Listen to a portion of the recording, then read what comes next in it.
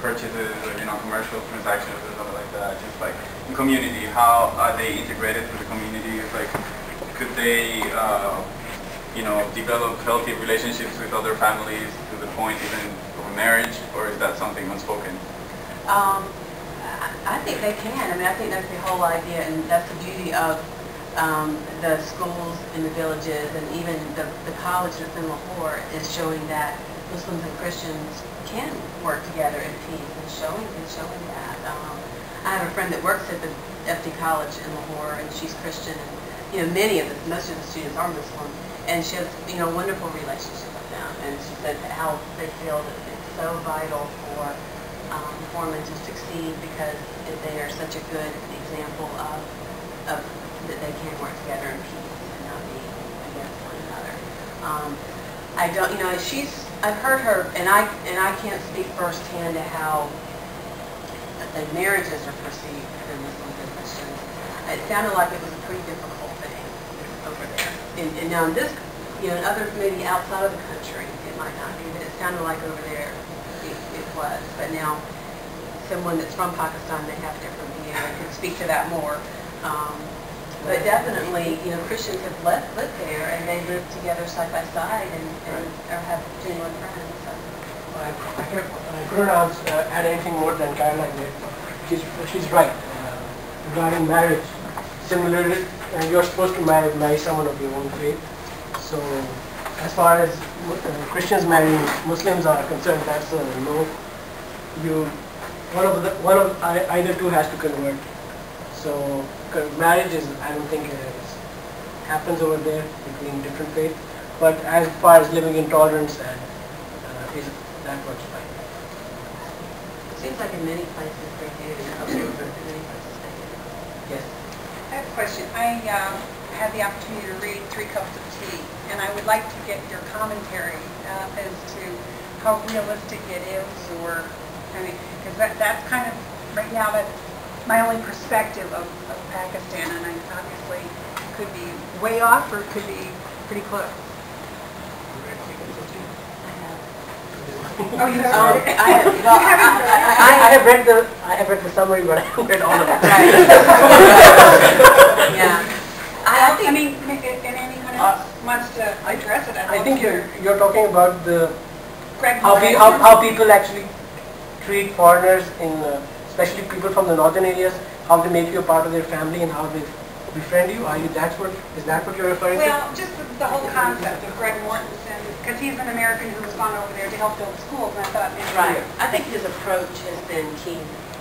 His approach has been building relationships first. He hasn't come in and done things for them. He has come in and learned the community and made friends and done things with them. I mean, he comes in when he's invited. And that Stones in the Schools is his second book about how he was asked to help move into Afghanistan as well.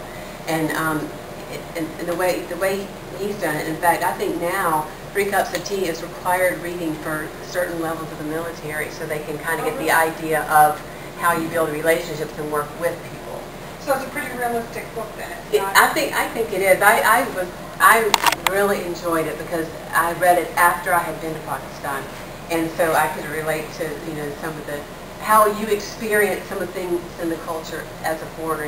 It's a lot of fun, and it's very stimulating when you go to another country, another culture, and you experience things for the first time. That's what I enjoyed about it, because I could, relate to experiencing some of those things for the first time after having been there. And he adores the Pakistanis, and he really loves them and respects them and their culture and the way that they embraced him and took him in.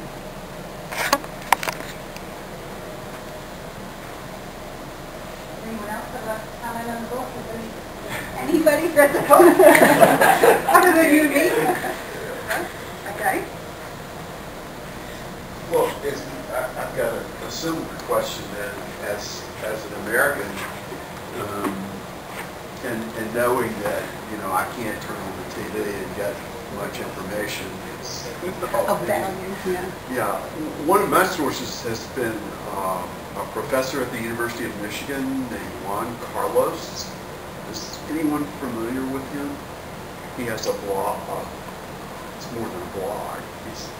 He's like a newspaper and seems to have a lot of contacts across not just Pakistan, but the Muslim world in general. Okay. I have a comment. Something about Pakistan that I think has been highlighted by both the presentations is that the population is culturally very diverse. So when it comes to any sort of news or opinion you want, you will find 160 million opinions about it. That's what makes it unique, and that's also one of the reasons why Pakistan has some of the problems it does. So I think it should be hard to find one opinion. There's usually a lot of different opinions, and we as Pakistanis are opinionated about a lot of different things. So it's best to look up as many sources as you can. It's possible, yeah. Okay, I have another one. Can someone educate me on madrasas? Madrasas, am I saying that correctly? No, that's the show. Oh, okay, I'm sorry. Madrasas? Madrasas, I'm sorry. Madrasas are religious seminaries, and they were more concentrated towards religious education. Children actually go in there when they're 5 or 6, and they actually memorize the Quran whole in about 5 to 6 years. But the unfortunate fact of the matter is that when the Cold War, when Soviet Union actually invaded Afghanistan, it was followed by, fortunately the United States has been supportive of military dictators in Pakistan and has supported 3 military dictators. The worst one of them was actually Zia-ul-Haq, in my opinion. And he basically used the garb of religion to perpetuate his rule. And one of this was the increasing use of religion in public life.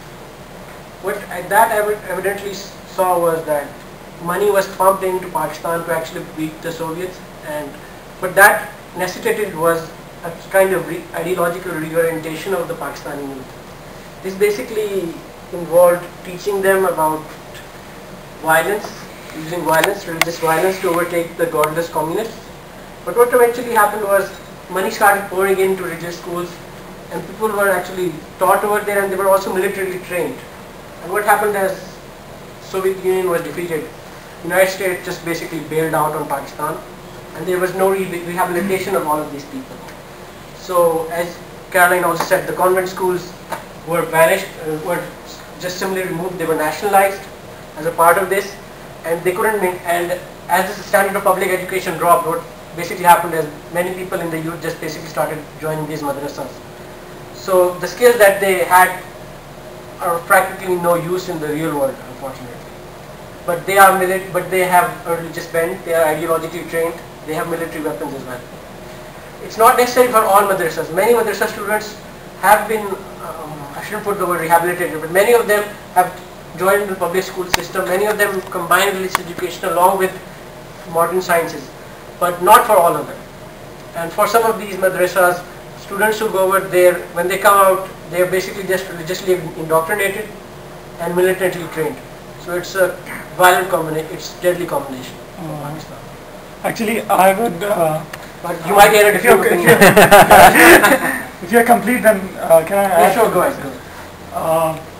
Madrasas have been a very big issue in Pakistan because of all the terrorism and suicidal bombings that have been going on for the past 2 decades, 2.5 decades at least.